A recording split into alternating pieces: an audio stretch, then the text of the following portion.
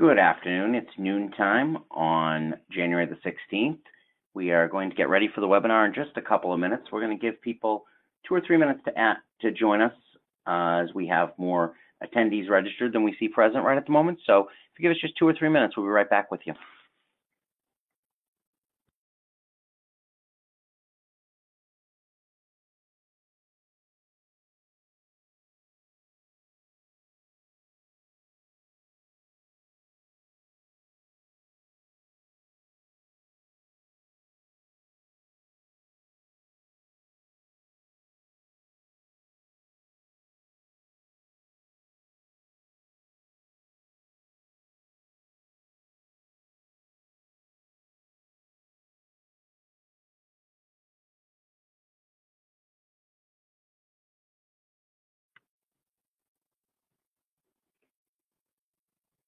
Hello? Francesca, can you hear me?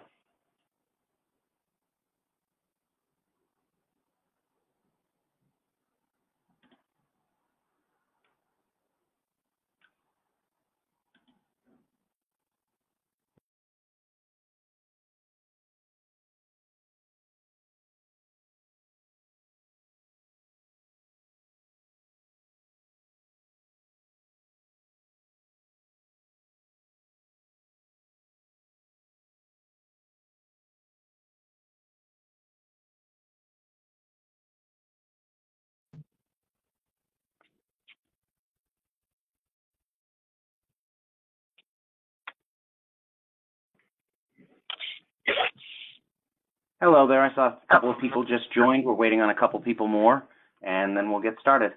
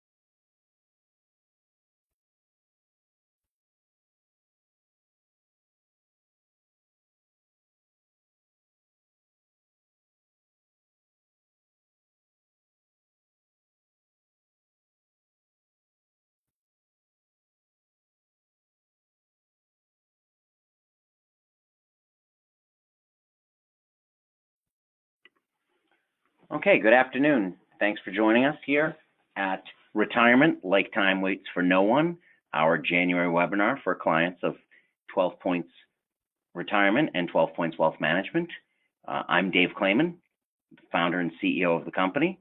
I'm going to be joined by Francesca Federico, whom many of you know. There's a little background on myself, so I think many of you know that, so we're going to make quick work of that. And then Francesca. Hello, looking forward to this webinar today. I think a lot of you know about myself, but here's a little background on me.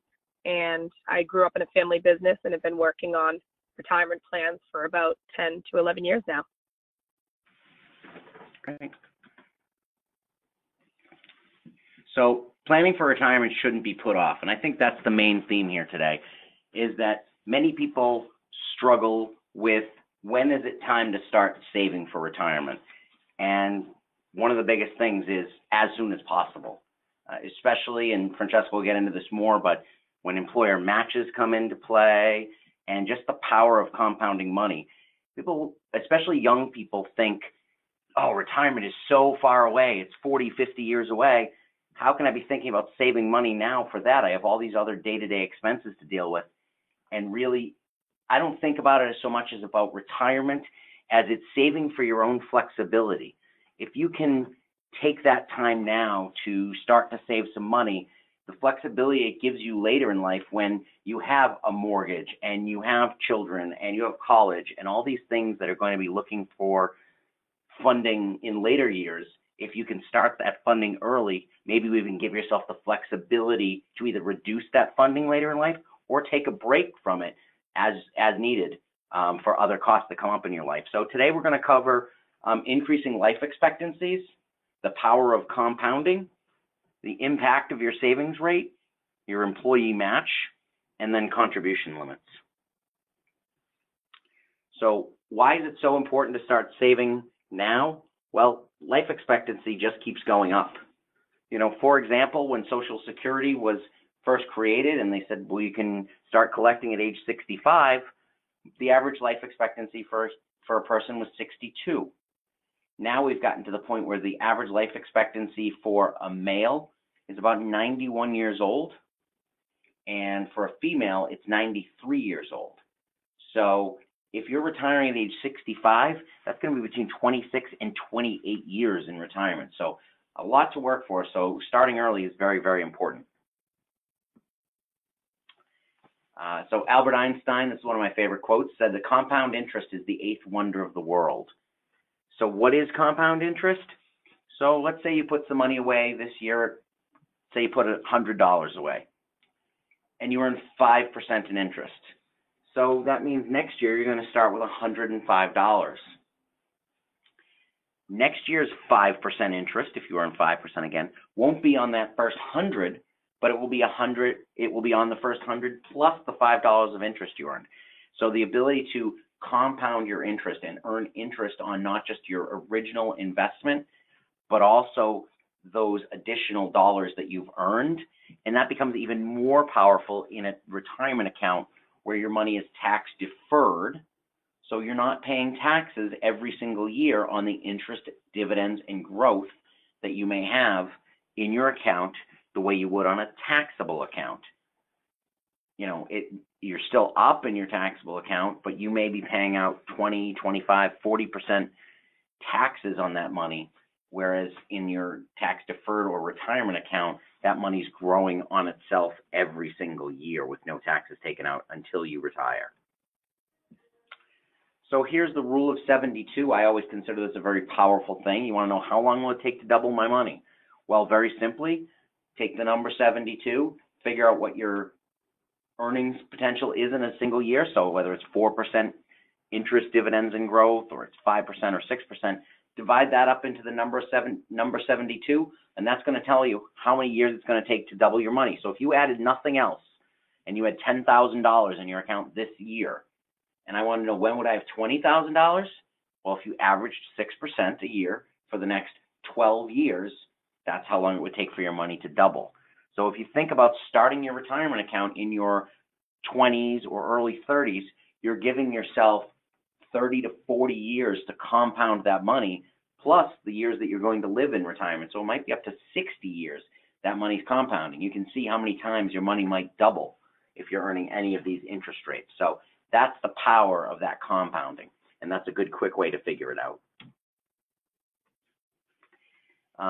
The higher the rate of return, the greater the impact. So what we see here, if you're putting in $500 a month and over 2 years you earn 3%, your balance would be $12,350. But if you're at 8%, it would be $13,000. But look at how much difference that makes over 30 and 40 years. So, you know, looking at $450,000 difference over 30 years and a $1.3 million difference, or 4 times as much money over 40 years. So again, just looking at how much of a difference that can make. Now, currently markets are very expensive, although they seem to continue to climb every day. I think that 8% is still a lot to reach for. I think a number more in the 5 to 6% range is probably an appropriate target, and still a lot more than that 3%. So I think if you can manage to get a consistent return in that 5 to 6% range, as opposed to riding the wave up and down, that maybe you end up with 3, maybe you end up with 8, that's a good way to look at the difference that this can make on your ending balances. Francesca? So here we have the key driver of financial security is your savings rate. And I think Dave touched upon how important it is to save more. And, you know, we sit with a lot of participants who may not have been putting money away, but after sitting down with us and kind of looking at, even if you can put 2 to 3% away, it's better than nothing. So I think the first thing that we start here with is anything is better than nothing. Whether it's, you know, you have to start out at 2, But the goal really is to get to about 10% of your salary. And if you think about that, it can happen in a few different ways. So if you were able to put away 6%, there's the option that maybe your company is matching you that other 4%, and that will get you to 10. But what we tell everyone is it's so important to find out what your company matches and understand it so that you make sure you're putting enough money away to get the company match, because essentially it is free money to you. Yeah, and that's a really big deal, that 10%. And one of the other things that we touch upon is a good way to get that. Maybe you start out, like Francesca said, at that 2 or 3% and get yourself started, but adding a percent every year, maybe when you get your raise. So looking at automatically saying, okay, every time I get a raise, I'm going to take another 1% and put it into my 401k. That's a good way to get that rate up to that 10 to 15, and eventually 15%, hopefully. Right, and that brings up a good point as well. I think oftentimes in talking with participants in plans, they forget even what they're contributing because they don't look at it as often as they probably should. So whether it's the beginning of the year or the end of the year, it's always good practice to maybe just take a look at your 401k, see what you're putting in, and see if there's, any possibility you could increase that. So here we're talking about the impact of additional savings. I think Dave kind of hit it on the head a few slides ago, but this just goes to show you that you can take myself, for example. You're a 30-year-old participant in a plan, and if you were to put away $1 a day, you have an annual contribution of about $365. That's simple enough math. But if you were to look at just putting $25 away, you can see the huge jump from $365 to $9,125. And if you look at, if you're assuming a 6% annual return, you can look at how different your total contributions would be, and the balance at age 65. So 35 years from now, if instead of putting $1 per day away, you were putting $25 per day away, the amount is just staggering. So this is a good slide to show you that putting a little bit more away can really, really help you in the long run. And, in today's society, there's not really any more pension plans around. So it's up to you to be putting money away for your own retirement. And I think this slide shows that by increasing it just a little bit more per day, you can have a large nest egg when you're looking to retire. Yeah, I think the other piece to that too is, 30 years from now, 35 years from now, is Social Security going to be around? So continuing to protect yourself, giving yourself that flexibility that I talked about a little bit earlier. Exactly. And where you save. So people always ask us, how much should I be putting in my 401k? If I have extra savings, where should I be putting it? And I think that if you look at your 401k, it's a super easy vehicle for you to put money away, and your contributions are pre-tax. So you're not paying any taxes on money that you're putting in your 401k, and then it's compounding until it's withdrawn. So all the money that you're able to put away pre-tax is growing every year, and you don't have a tax impact until you withdraw it at retirement. So if you think about where you are when you're in your 30s and your 40s, you're probably at your max earning years. And as you retire, you're probably in a lower tax bracket than where you were when you were putting the money away. So it's very important to make sure that you're taking advantage of your plan, putting the money in, understanding that it's pre-tax, and letting it work for you. You work hard enough. So I think this is a good slide that shows you you're taxable at year 10 to your left in 20 years, and then when you're 30 years in. Yeah, it looks like almost a 30-40% difference at the 30-year mark, so that's a big deal. Huge. So as we said, when you starting today, looking at year one, if you can put in $6,000, so $500 a month at 7% annually, you would end the year with $6,196. Obviously, if you don't put anything in the first year, you end up with zero. But look at that impact by year 5 already. It's $8,100 more. And now by year 30, it's $46,900 more. $46,900. So about 8% more money just by starting a year earlier. So again, you just can't replace that time. The one thing that all of us have working against us, other than Tom Brady, no one's beaten Father Time. So your retirement plan can't either. So maybe if you drink some coconut water or something, but I don't think so.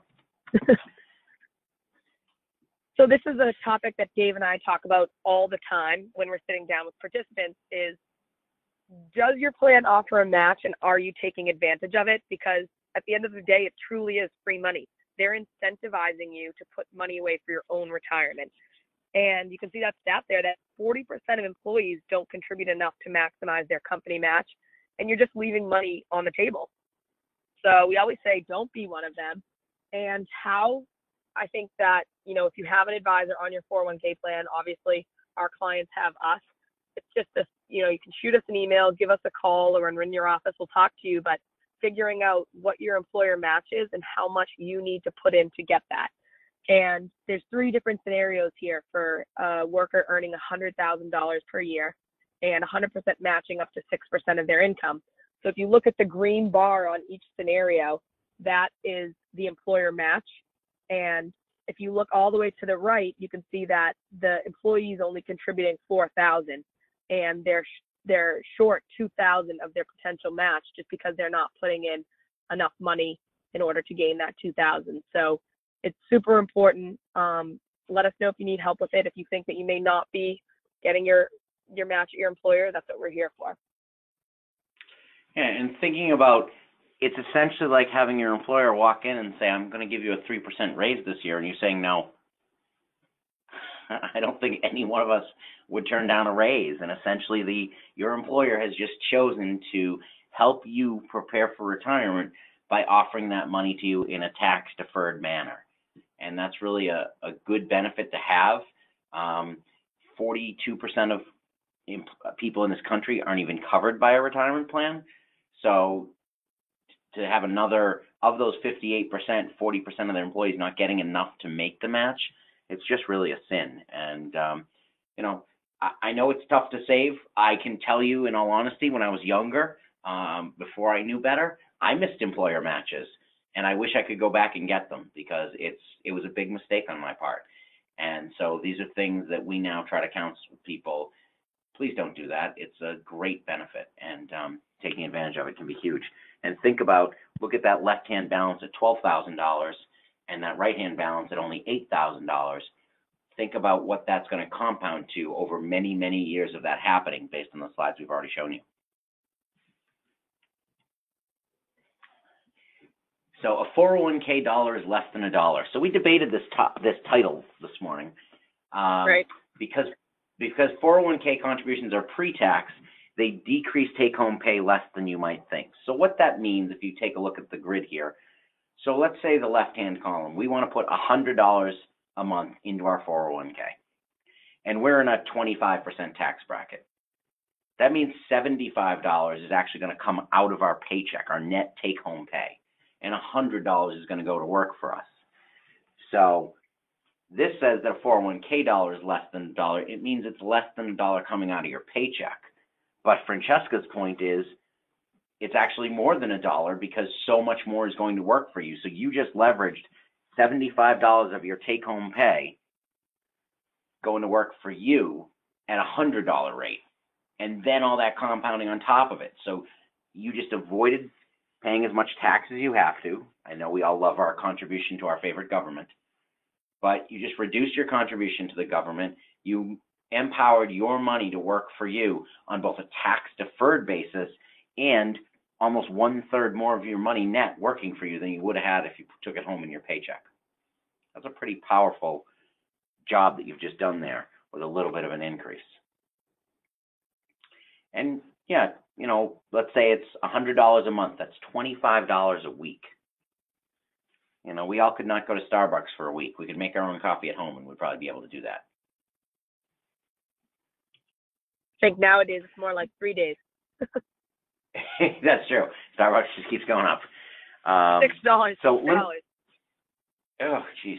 So I'm not a coffee drinker, so I wasn't aware we were up to $6 for coffee. But so limits to retirement funding. The contribution limits have gone up this year. Not by as much as we'd like to see them, of course. So the limits have gone from 18,000 to 18,500. Now, people aren't ready for retirement, so the government says we're going to help them get ready for retirement by allowing them to add an extra $500 a year. I don't think that's really going to make that much of a difference. So love to see those numbers go up significantly at some point. But for the moment, pay attention to that number. Get as close to that maximum as you can. You really, again, make sure you're at that 10 to 15% of your income where you'd like to be. But the ability to max out if you have that possibility, and again, another $6,000 if you're over the age of 50.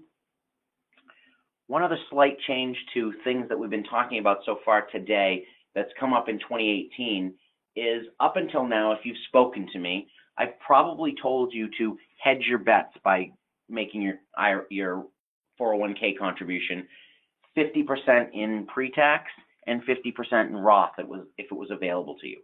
And my reasoning for that was that we didn't know what future tax rates were going to be. We had a pretty good idea our income was going to be lower, but we had no idea if tax rates were going to be higher or lower in the future. So liking to hedge our bets and take give ourselves opportunities.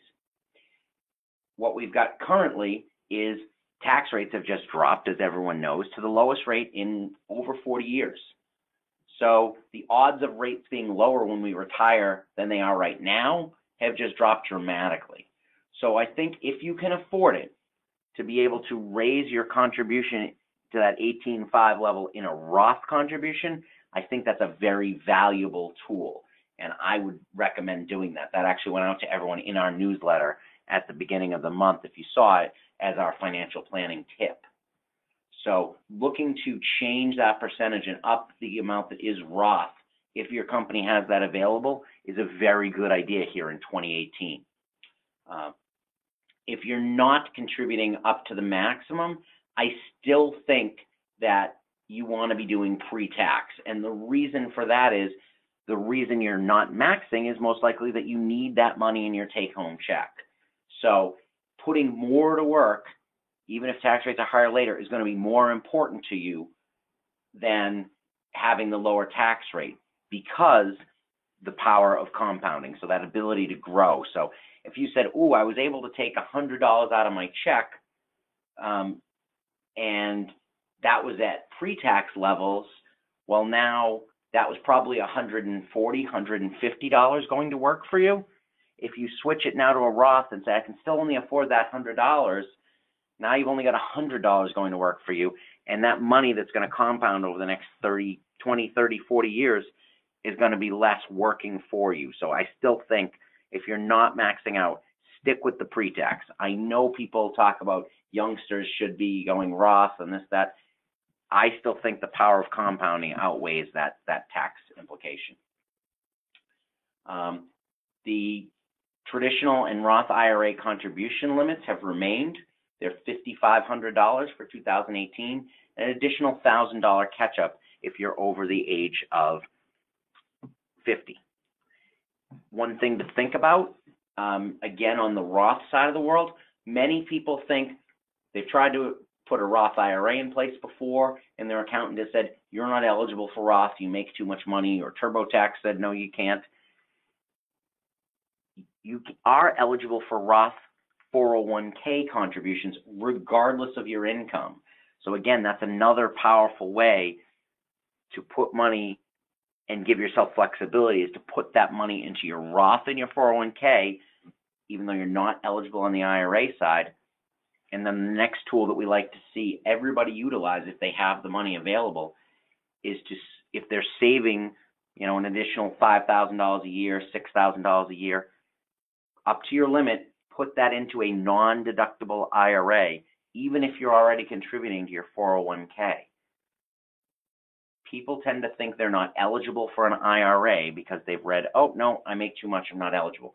You're not eligible for the deductible IRA, but you are eligible for the non-deductible IRA. And again, the power of growing that money, as we talked about on the earlier slide, in a tax-deferred manner, with that compounding and that lack of taxes until withdrawal, becomes a very, very powerful tool. We've seen very often it can add 2 to 3% likelihood of success to financial plans that we've worked on. So again, another tip that a lot of people miss and that I really want to see you all being educated about and taking advantage of. Anything you'd like to add to that, Francesca?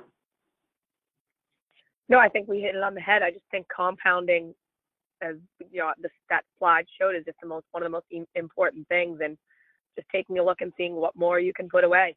No one loves to save, but I think, you and I have seen and talking with people who are looking forward to retirement, the people who are always more comfortable are the ones who sacrificed when they were younger to put a little bit more away. It's always very impressive to see people take the time to do that and understand how important that is. So we're here to help, as Francesca started out with earlier, saying that, reach out and talk to us. I think you all know who we are, but here are our phone numbers and email addresses if you don't have them for some reason. And you can get a hold of either one of us, and we're happy to converse about how we can help you know that, like retirement, time waits for no one. Thanks very much. Thanks for attending today, and we look forward to speaking to all of you. Have a great day. Thank you.